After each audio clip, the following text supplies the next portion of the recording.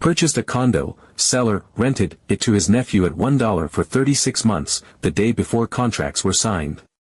Now what?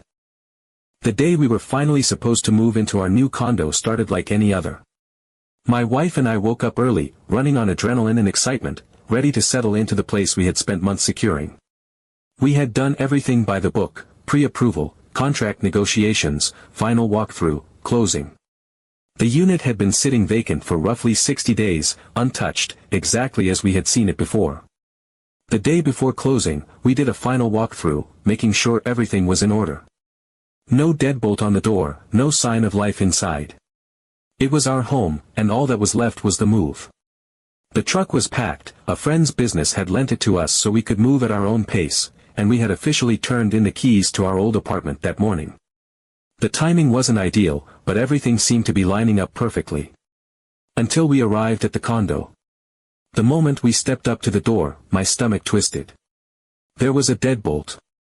A brand new, shiny, unfamiliar deadbolt that had not been there the last time we checked. We knocked. No answer. We knocked again, harder this time. Still nothing. My wife and I exchanged a look, the kind of silent conversation where everything is understood without words. This wasn't right.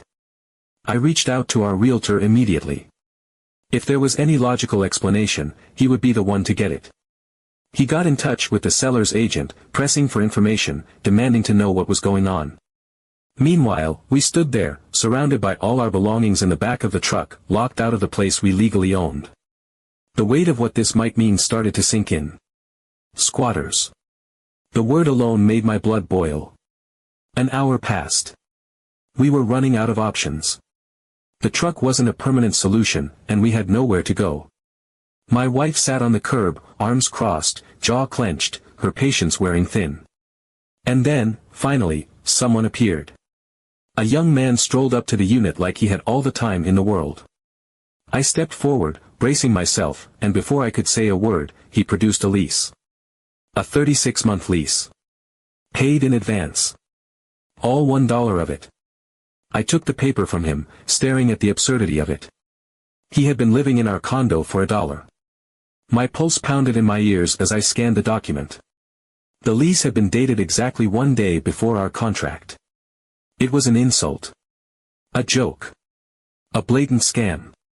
The young man, completely unfazed, looked at me and said it was between me and his uncle. Then he turned, unlocked the door with his key, and disappeared inside our home. I was speechless. My wife was speechless. Our realtor was speechless. This wasn't just some random squatter breaking in, this was planned. Deliberate. The seller had gone out of their way to create a fake lease, just barely predating our purchase, and then conveniently disappeared, leaving us to deal with the fallout. We called the police, expecting at least some sort of intervention. Surely, they would see this for what it was, a clear-cut case of fraud. Instead, they told us it was a civil matter. As far as they were concerned, the man had a lease, and that was enough. My jaw clenched so hard it hurt. So what if it was clearly fraudulent? So what if it was literally $1 for 3 years? As long as there was paperwork, the police wouldn't touch it. I felt sick. The condo association, the one that had been so appealing because of its hands-off approach to rentals, was too hands-off to help us now. They didn't care. The board refused to get involved, shrugging it off as a private dispute. I called the attorney who handled our closing, desperate for any legal guidance. Voicemail. Then his assistant finally got back to me. He was out of town, somewhere remote, completely unreachable. The timing couldn't have been worse. We had no lawyer, no home, and all of our belongings were locked inside a truck that we only had access to because of a generous friend. I had no idea what to do. Cash for keys was an option, but the guy wouldn't even acknowledge us. If I slipped a note under the door, would he even read it? Would he just dig in his heels even further? The very idea of paying him anything felt disgusting, like rewarding fraud.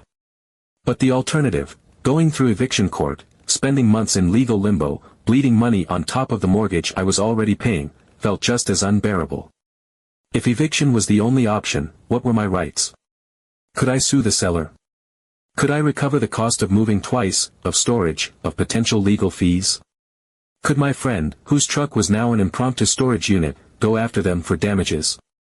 My mind raced in circles, searching for solutions that didn't exist. We had done everything right. Followed every step. And yet, we were standing in front of our home, homeless. The only thing left was anger. Anger at the seller for setting this up, at the police for refusing to help, at the system that made this possible. Update 1. Just when I thought the day couldn't possibly get more surreal, my phone buzzed. Unknown number. My first instinct was to ignore it, but something told me to answer. Maybe it was desperation. Maybe it was just the feeling that things were teetering on the edge of something breaking open, one way or another. I swiped to pick up, pressing the phone to my ear, and before I could even say a word, my attorney's admin launched into an update. Apparently, he wasn't as deep into the wilderness as I'd thought. Close enough to civilization to get an internet connection, at least, which meant close enough for her to send word about the absolute disaster I was dealing with. And from what she told me, it sounded like he was more than happy to have an excuse to step back into his old world. Before he'd retired into real estate law, he had been a civil litigator, and from the way she said it, I could almost hear the thinly veiled amusement in her voice. Like she knew exactly what kind of energy he was going to bring to this case. And honestly, that was exactly what I wanted to hear.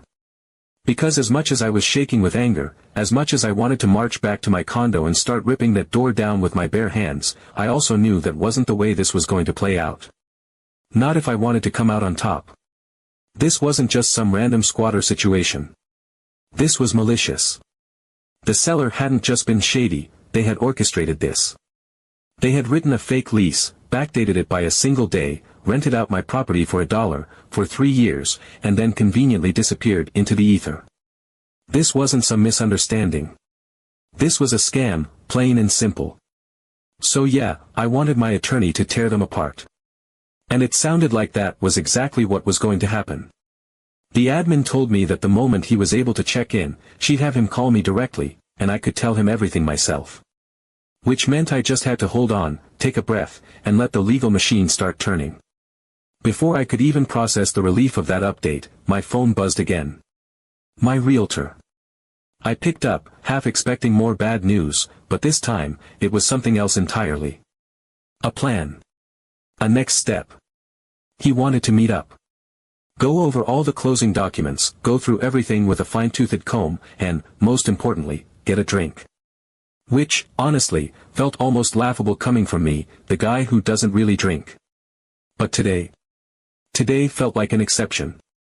The evening, somehow, had found a way to get even more interesting. As I was processing all of this, my friend, the one who had graciously lent us the truck to hold all our belongings, sent a text. He was 5 minutes out with my car. I could practically feel the weight of the day pressing down on me, the exhaustion creeping into every muscle, but there was no stopping now. We had a meeting to get to. I let my wife know the plan, grabbed my keys, and braced myself for whatever was coming next. The drive felt surreal. Like my body was on autopilot, going through the motions while my mind kept replaying the last few hours over and over again. The deadbolt. The fake lease. The smirk on that guy's face as he vanished into our home. The way the police had shrugged it off like it was just another day. By the time we arrived at the restaurant, my realtor was already there, a stack of papers on the table, 2 drinks in front of him, one for himself, one presumably for me, whether I wanted it or not. The atmosphere of the place was warm, dimly lit, filled with the low hum of conversations that didn't involve legal battles or fraudulent leases. For a brief second, I almost let myself believe that this was just a normal night out. That I wasn't currently homeless because of a con artist. But reality snapped back into focus the moment I sat down. The conversation was a whirlwind. My realtor had been digging hard. And what he found only confirmed what I already knew, this wasn't some accidental oversight. The seller had executed this scam deliberately. And the best part? They hadn't covered their tracks well enough. The lease was badly written. Sloppy. There were contradictions, inconsistencies, things that didn't add up. The date format on the signature page didn't match the rest of the document. The font size was different in random places, like it had been copy-pasted together from other leases. And the payment? $1. That alone would make any judge look twice. And then, the biggest red flag of all, the timing. 1 day before our contract.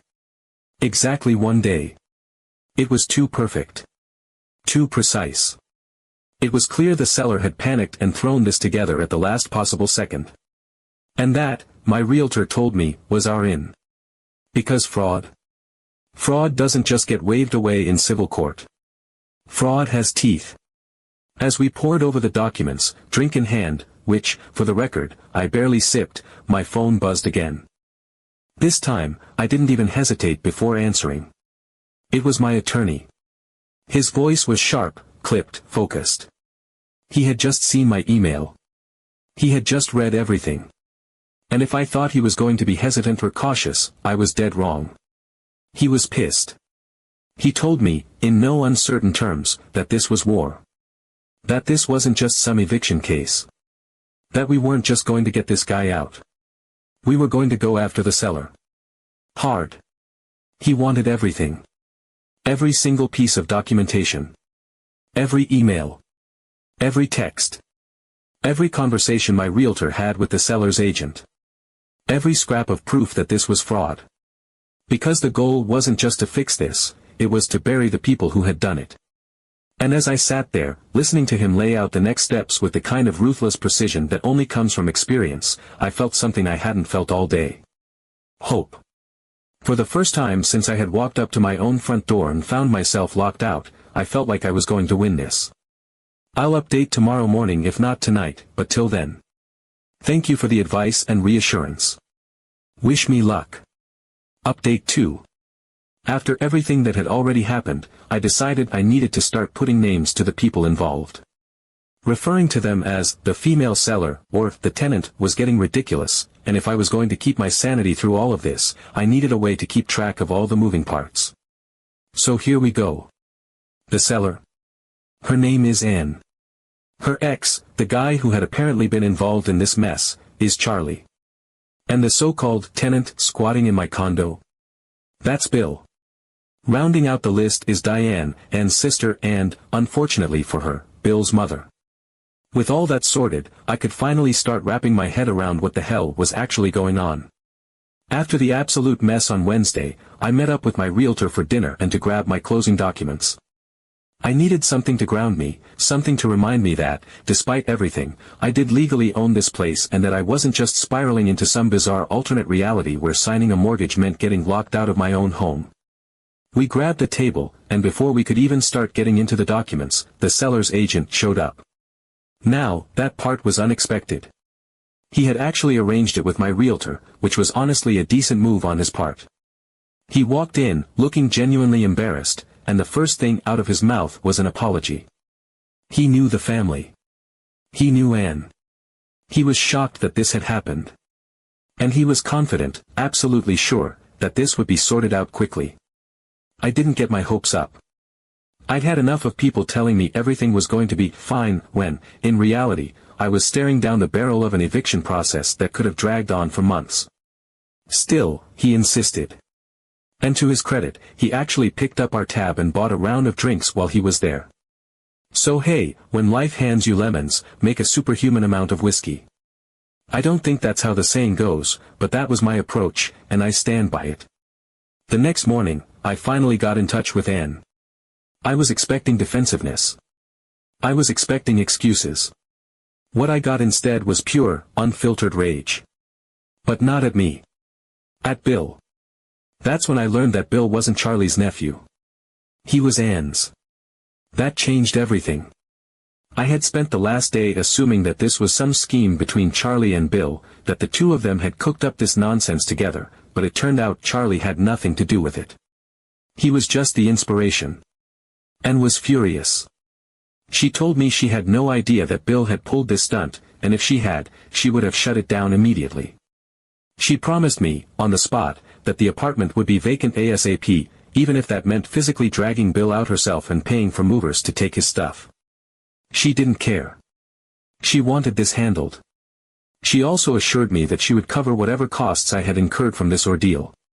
The moving truck, the temporary storage, the fact that my wife and I had been scrambling to find a place to stay, all of it. From there, she told me she needed to check in with her sister, Diane, who was already dealing with Bill as we spoke. She would call me back as soon as she had an update. But again, she made one thing crystal clear: worst case scenario, Bill would be starting to move out by early afternoon. That was a timeline I could live with. Sure enough, half an hour later, my phone rang again. It was Anne, and this time, she had actual progress to report. Diane had rented a truck. Bill was packing. And then, for the first time, I got a glimpse into why this had even happened in the first place. It turned out that Bill had recently gone through something pretty awful. I wasn't given the full details, but from what Anne told me, it had left him in a really bad headspace. He had become fixated on seeking approval from adult male figures, especially the ones who projected some kind of authority or strength. And at the top of that list? Charlie. Charlie, apparently, had hit some kind of midlife crisis and decided to reinvent himself as a biker. Bought a Harley. Started carrying himself like some badass outlaw, even though, from what I gathered, the guy was about as intimidating as a weekend warrior accountant playing dress-up. But Bill bought into it. Hook, line, and sinker. He wanted Charlie's approval so badly that he cooked up this entire scam as a way to impress him. A lot of people had already assumed that this was a cash for keys extortion attempt. They were right. Bill had banked on the idea that a doctor from NYC would just pay up immediately to make the problem go away. There was just one tiny flaw in that brilliant plan. I'm not a doctor. I'm not from New York City. But you do you, Chuck. Now, this was the part where I expected Anne to wrap things up, to tell me I could check in later to confirm that the unit was clear. Instead, she threw me a curveball.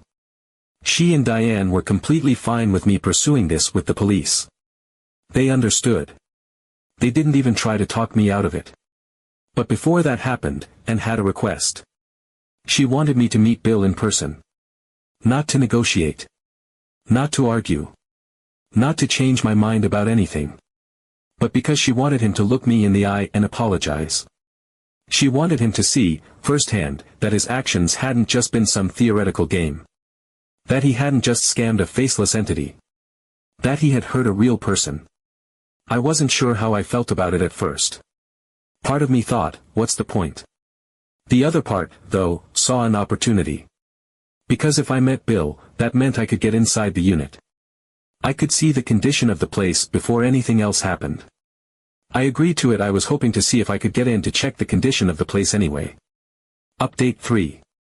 Yesterday evening, I finally went up to the apartment to meet my tenant. Or, well, former tenant. Bill was already outside, loading the last of his things into the truck Diane had rented for him. He looked like a kid who had just walked out of an avalanche, shell-shocked, exhausted, like his entire world had been knocked off its axis and he was still trying to figure out which way was up. I stood there for a moment, watching him, feeling that lingering resentment in my chest, the sheer frustration of everything I'd been through over the past few days. And then, as I took a step forward, something strange happened. The anger started to fade. Because standing in front of me wasn't some smug con artist. It wasn't a seasoned scammer trying to weasel his way out of trouble. It was just a 19-year-old kid who had completely, utterly, catastrophically screwed up his life in record time. We wound up talking for a while, and, look, I know this is going to disappoint some of you, but I walked away from that conversation not hating him. The truth is, Bill is just a dumb kid who got manipulated by an actual piece of garbage. There were tears. There were apologies. And I believe, completely, that this wasn't about regret over getting caught.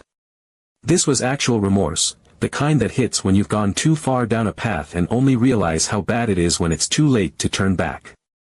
And here's the part where I just say it outright, because I don't think I was being as slick as I'd hoped in trying to dance around it before. Bill had family reasons. And I'm not going to screw up his life with a criminal record over a ridiculously stupid mistake that he was, in many ways, manipulated into making. For whatever it's worth, if the absolute worst thing I had done at 19 was getting caught up in some harebrained scheme like this, I'd probably be in a very different place right now. I was an absolute idiot at that age. Stupid. Reckless. The only reason I didn't end up facing real consequences is because I was lucky. And if I hadn't been? If someone had decided to throw the book at me instead of giving me a second chance? My life could have turned out very, very differently. So yeah, I'm letting this one go. That said, as far as the money is concerned, Ann and I are sorting that out.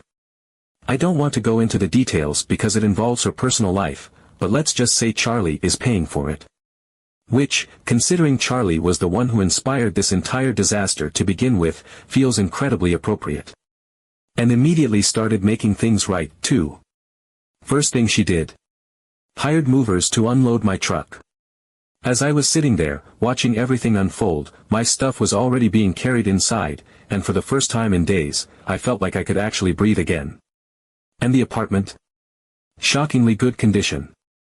I mean, look, I'm basing this on what 19-year-old me would have done passively to an apartment, which means my expectations were somewhere in the scorched earth category. But honestly, no real damage. A few light scuffs on the walls from moving furniture, some minor cosmetic stuff, but nothing I actually care about. Especially since I'm planning to renovate before renting it out anyway. None of this is going to matter in the long run, so I'm not even going to waste the energy worrying about it. Now, on to Charlie. I've mentioned before that my attorney, capital M, capital A, because he has officially reached force of nature status, is a super intense older guy who, despite being technically retired, cannot sit still long enough to actually retire. Turns out, in addition to being a menace in court, he's also a goddamn bloodhound. And he is out for blood. We did a little digging, and guess what? Charlie has assets. Not a lot, mind you, but enough that my attorney is very confident that they will soon become my assets. And you know what? That is fine by me. I also had a brief chat with one of the officers who came by on Wednesday. Turns out, he's a friend of Diane's. Because of course he is. This everyone knows everyone small town dynamic is still throwing me for a loop, but in this case, it actually works in my favor. He had already heard about the situation and was happy to walk me through what needed to be done next. Which means later this week, I'll be heading down to the station to issue a formal statement and file a report. Now, I know some of you were worried that Charlie might have fled the country. I regret to inform you that Charlie is, in fact, very much still here. Anne, Diane, an officer friend of Diane all found this idea hilarious. Apparently, Charlie leaving the county, let alone the country, is not a thing that happens. This man is the human embodiment of a townie. He barely leaves his neighborhood, let alone crosses state lines. And when the time comes for him to be picked up, he'll be right there at one of his usual watering holes, thinking he got away with it. And, for the record, I am not one of those people who throws around assumptive diagnoses for fun. But I am making a very special exception in this case, because I have decided that Charlie has full-blown antisocial personality disorder. Does he actually? I don't care. It makes me feel better to believe it, so that's what I'm going with. Anyway, I've been typing this piecemeal throughout the afternoon, which has essentially been a test of my wife's patience. And I am not dumb enough to incur the wrath of a tiny Puerto Rican woman who has spent the last 2 days stressed out of her goddamn mind. So I'm gonna call this a post. Thanks again to everyone who gave advice, shared sympathy, and generally helped me keep my sanity through this absolute train wreck.